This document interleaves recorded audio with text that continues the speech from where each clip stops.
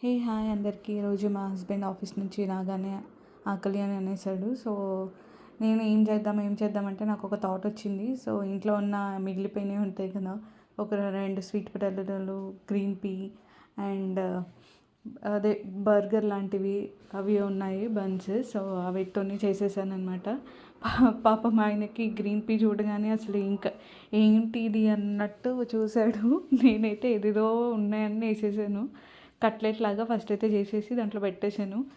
ఆయనకు ఆకలిస్తుంది కానీ ఇంక ఇది తప్ప ఆయనకి వేరే ఆప్షన్ లేదు. పాపం తినాలా వద్దా అని ఆలోచిస్తున్నాడు.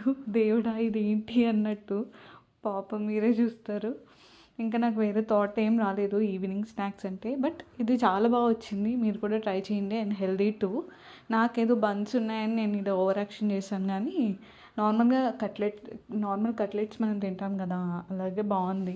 తినండి కానీ కొంచెం కాలనివ్వండి. అలా బ్లాక్ అయినా బాగుంది. చూడండి, తినాలా వద్దా. బాయ్.